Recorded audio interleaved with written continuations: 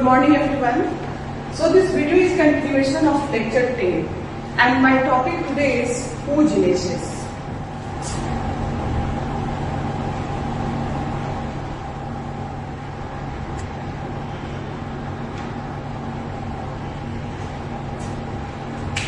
This oogenesis is a discontinuous process. It is a discontinuous process, but the spermatogenesis was a continuous process. Oogenesis starts at the embryonic stage, यानी कि female child जब अपने mother के uterus के अंदर है तभी उसके ओवरी के अंदर this process started and this is called oogenesis. जैसे गेस्टेशन पीरियड अगर 1 मंथ का है तो 1 मंथ के एम्ब्रियोनिक पीरियड में जो प्राइमरी फॉलिकल्स का नंबर होगा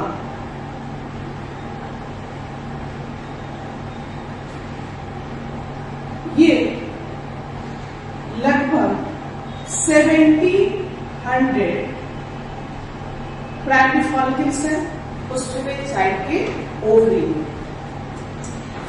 At 2 months, this number increases and it is 6 lakhs. At 5th month, this number of primary follicle is 7 million. But at the time of birth,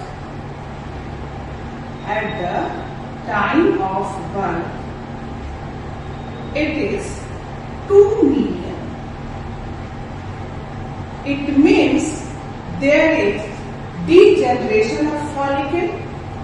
Here at the 5th month, यानी कि female एम्ब्रॉय जो कि 5th month की है, ये उस समय उसके ओवरी में जो फॉलिकल्स है वो कितने हैं 7 million, but at the time of birth it is now 2 million. तो there is degeneration of follicles and this is called atresia. But at the puberty, sexual maturity, at the time of puberty, ये जो number है it is 60,000 to 80,000 in each ovary. पहली बात. दूसरी most important बात कि जितने भी oogonia एस्ट्रोमल सेल्स, यानी कि वहां पे जो लाइन हमने अपने ओवरी के स्ट्रक्चर में बताया था कि जो ओवरी की लाइनिंग है वो जर्मिनल एपिथेलियम से है. उस जर्मिनल एपिथेलियम में डिवीजन माइटोसिस डिवीजन होने से oogonia फॉर्म हुए और जितने oogonia, millions of oogonia formed there because no more oogonia is added after birth. इसीलिए फीमेल जो है वो limited stock of the female gametes के साथ होती है क्योंकि बर्थ के बाद oogonia का एडिशन नहीं होता है और ये oogonia ही तो प्रिकर्सर होते हैं फीमेल गैमेट्स के, ओवम के. इस oogenesis को में 3 phases हैं. There are 3 phases and the first one is multiplication phase.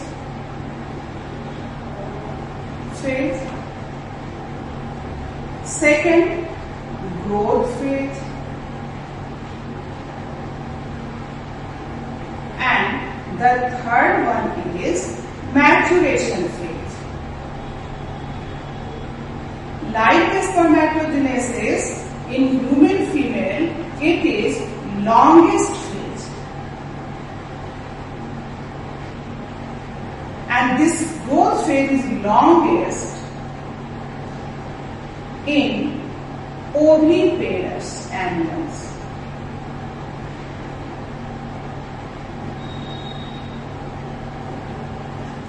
So like the spermatogenesis, in oogenesis there are three phases: multiplication phase, growth phase and maturation phase. Germinal epithelium.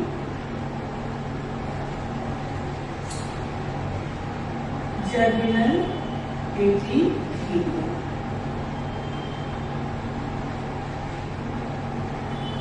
In ovary undergoes mitotic division. There is mitosis. So, due to this mitosis, many oogonia are formed. Oogonia is plural and oogonia is singular. Before that, मैं आपको बताऊं कि suppose कि primordial follicle की बात हमने जो की थी, जो ग्राफिन फॉलिकल तुम लोग अपने लेक्चर 10 में हमने बताया है कि जैसे मान लो कि जो स्ट्रोमल सेल्स हैं, राइट, तो जो स्ट्रोमल सेल्स हैं, first they divide and they form a chain like this, और you can say a cord. ये इस तरह से ये डिवाइड होते हैं और इनके ये सेल्स जो होते हैं ये कुछ इस तरह से अरेंज हो जाते हैं initially, and this is called egg tube of फ्लैजेल.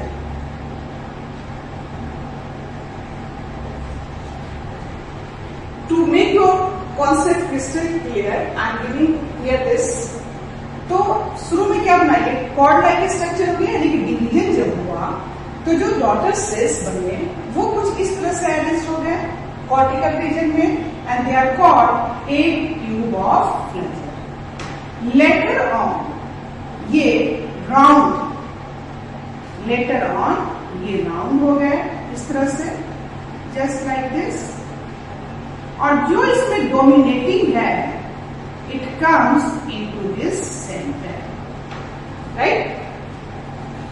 तो ये जो सेल्स स्ट्रोमल सेल्स हैं, they are at present they are flat, and this is primary oocyte. This is primary oocyte, and this is follicular cells, or they are flattened follicular cells, and they are making a follicle, a sac-like structure. That's why this is called primary primordial follicle. Then it will change into primary follicle. तो जो ये flatted sales है, primary follicle में उसके sales जो होंगे वो कॉल्यूनार हो जाएंगे. फिर सेकेंडरी फॉलिकल में वो कॉल्यूनार फॉलिकुलर सेल्स में डिवीजन होगा, जिससे मल्टीपल लेयर्स ऑफ सेल्स बनेंगे, and they are called membrana granulosa. फिर उसी सेकेंडरी फॉलिकल में जो है मेम्ब्रेना ग्रेनुलोसा के जो आउटर लेयर्स है वो थीका सेल्स बनाएंगे, थीका एक्सटर्ना और थीका इंटरना. फिर उनमें ग्रोथ होगा फर्दर, और they will change into tertiary follicle. और टर्शियरी फॉलिकल को हम लोग आइडेंटिफाई करेंगे कि उसमें कैविटी बना, जिसको हम लोग कहेंगे एंट्रम. तो टर्शियरी फॉलिकल में antrum, and that antrum is filled with liquid that is called liquor folliculi. और साथ ही साथ उसमें यानी कि थर्ड फॉलिकल में माइंडेड, उस टर्शियरी फॉलिकल में ही जो मियोटिक हॉल्टेड है, जो मैं बताऊंगी, वो कंप्लीट होगा, और primary oocyte will change into secondary oocyte, and tertiary follicle change into the mature follicle, and now this is called Graafian follicle. That's why we define ovulation as releasing of the secondary oocyte from the Graafian follicle is ovulation. तो ये एक tube of Pfluger, they make round structure, and this is called egg nest. This is called egg nest. Or you can say this is the primordial follicle, then it will change into primary, secondary, tertiary and Graafian follicle. So this is the journey of this from primordial to Graafian, जो कि हमने अपने lecture 10 में अच्छे से बताया है। तो खैर ये देखो, ये माइटोसिस और इस माइटोसिस से ये बन गए ओबोनिया, जिसमें सिग्नल जो है वो है ओबोनिया, जो कैसा है 2n, ये याद रखेंगे। तो ये ढेर सारे जर्मिनल एपिथेलियम से ओबोनिया का बनना, this phase of the oogenesis is called multiplication phase. This is called multiplication phase.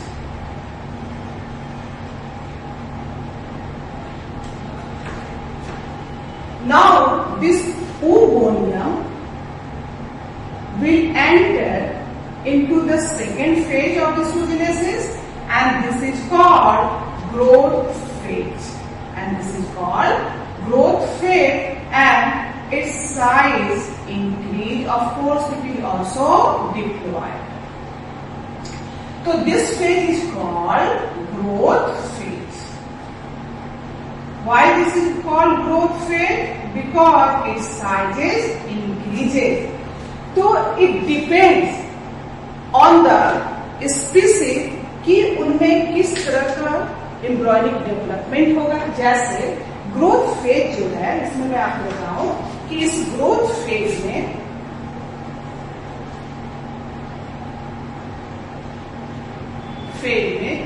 जो साइज होगा ओवम का वो इंक्रीज करेगा। क्यों इंक्रीज करेगा?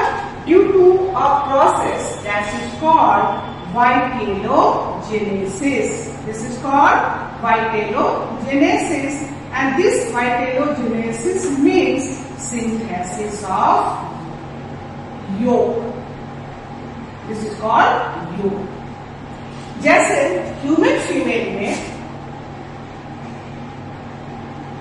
इसका साइज जो है वो 200 टाइम्स इंक्रीज करेगा।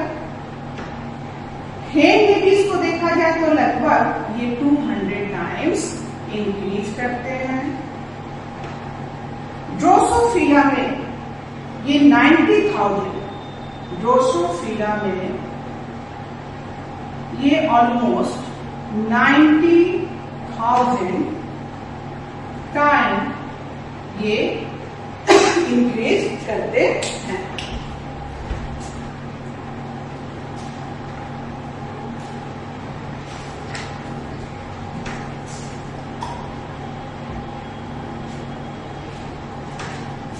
फॉर्म में भी मैनी टाइम्स इंक्रीज करते हैं।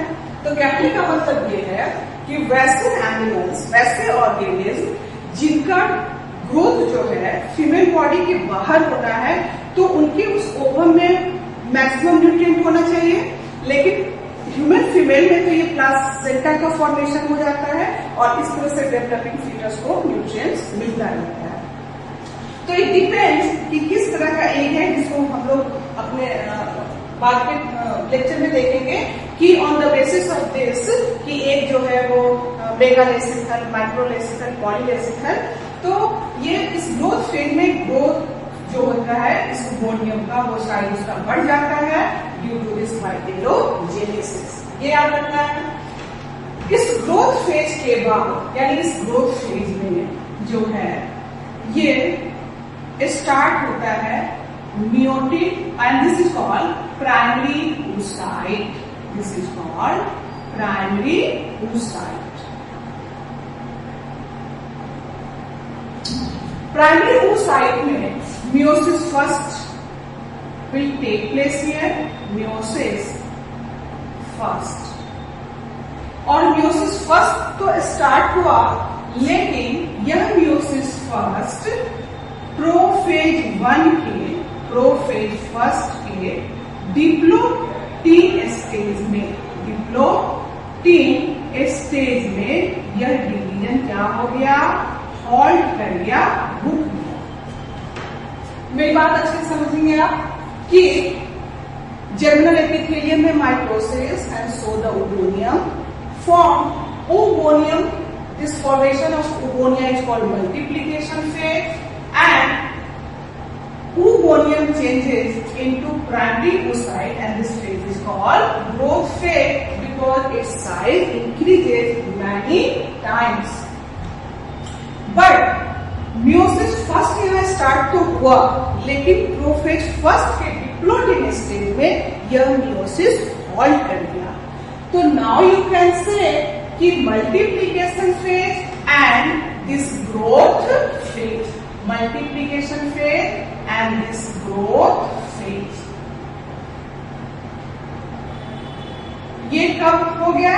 तो ये before birth, this completed before birth. ये अच्छे से याद रखिएगा. Now this primary oocyte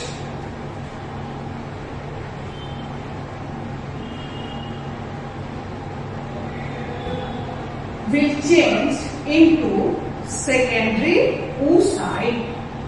तो अब ये जो कंडीशन है at the stage of puberty, तो ये हम लोग देखेंगे कि प्यूबर्टी यानी sexual maturity, on the onset of this puberty primary oocyte जो है उसमें ये म्यूसिस फर्स्ट कंप्लीट होगा और ये चेंज हो जाएंगे सेकेंडरी oocyte में. They will change into secondary oocyte.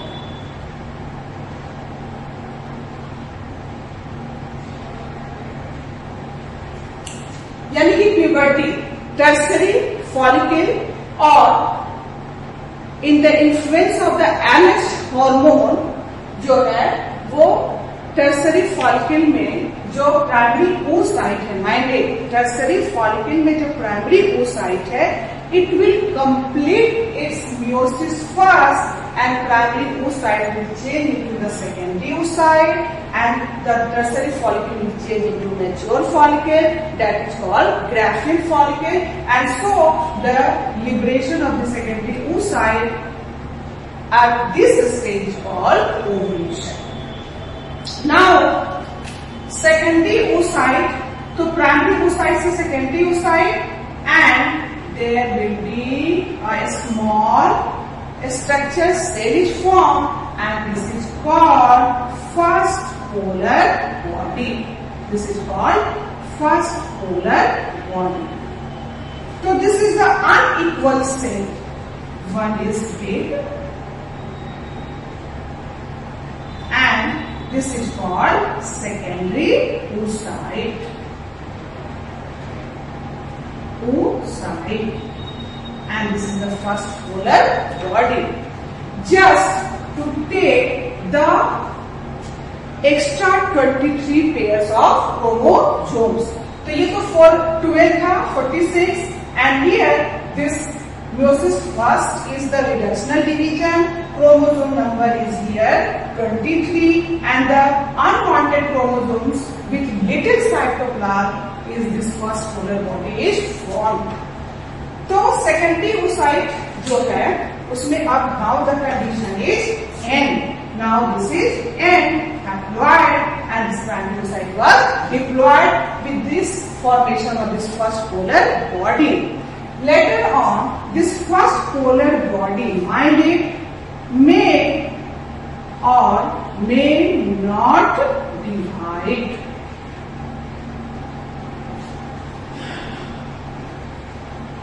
Now this secondary oocyte, अब ये secondary oocyte फॉर्म हुए, इनमें भी initiated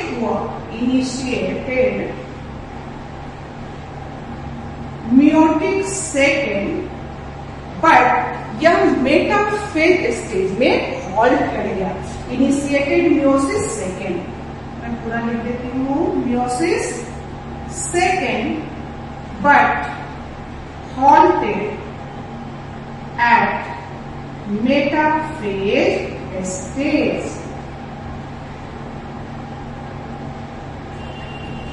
When this meiosis second will complete? When this secondary oocyte, now the meiosis second is started in the secondary oocyte and this will change into oocyte or ovum or egg, and the second polar body is also formed. This is called second polar body. When this ovum will be formed? With the entry of a sperm.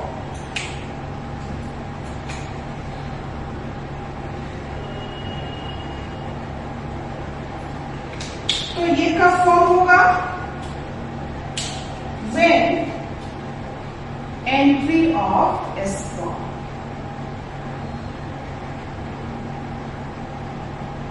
ये देखिए, जब secondary oocyte, now it will reach to the ampullary isthmus junction, and with this entry of a sperm, it will give stimulus, और उस stimuli से जो second meiotic division halted है, it will be completed, and now the secondary oocyte will change into this oocyte, ovum or egg, and second polar body is formed. तो puberty और entry of sperm, तो जब entry of sperm होगा तभी तो secondary oocyte change होगा इसमें.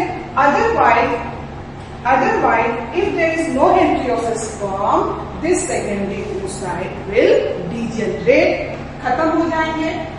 तो ये याद रखना अच्छे से. दूसरी बात ये कि during the oogenesis, how many polar bodies form?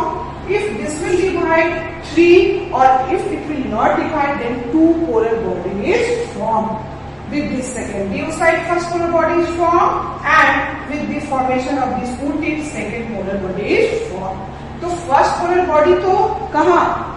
Puberty और टर्सरी फॉलिकल में, और साथ ही साथ ये जो ओवम बना और सेकंड पोलर बॉडी ये कहाँ बना? तो with the active fallopian tube, क्योंकि वहीं पे तो सेकेंडरी oocyte है, और जैसे ही एंट्री होगी स्पर्म की, इसको स्टिमुलस मिलेगा, और जो halted है meiosis सेकेंड वो कंप्लीट होगा, and now the secondary oocyte will change into this ovum. That's why we say fusion of gametes, sperm or ovum, is called fertilization.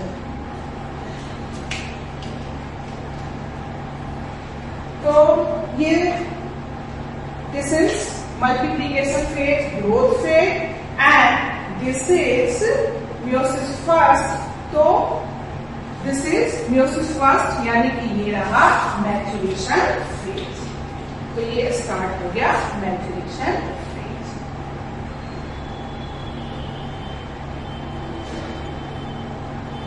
तो maturation phase is the longest phase in human female. So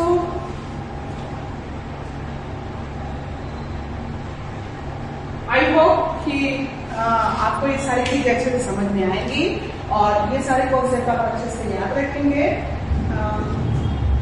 stages को अच्छे से याद रखना है, how many polar bodies form, ये सब कुछ अच्छे से याद रखना है, और तभी हम लोग नेक्स्ट जो अपना टॉपिक है मेंस्ट्रुअल साइकिल, वो अच्छे से हम लोग समझ पाएंगे.